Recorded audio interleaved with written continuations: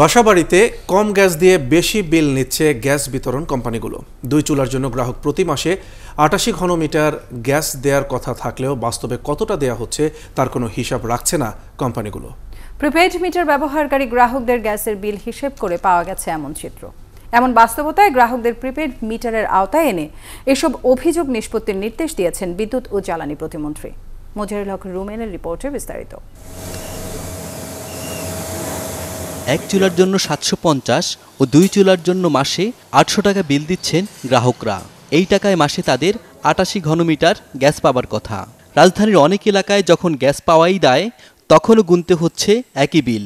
আর এমন ঘটনা ঘটছে দেশের প্রায় 40 লাখ আবাসিক গ্রাহকের সাথে।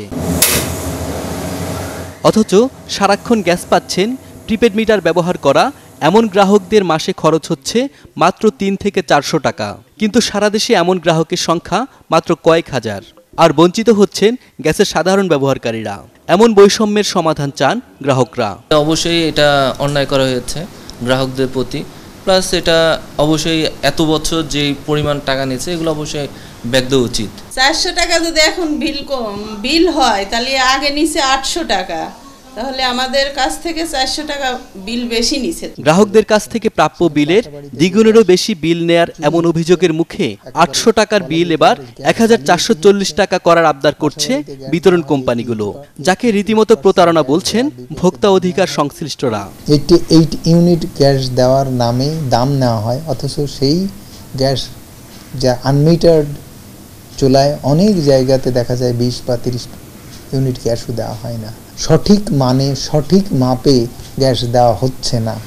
এই অধিকার থেকে সমস্ত ভোক্তারা বঞ্চিত।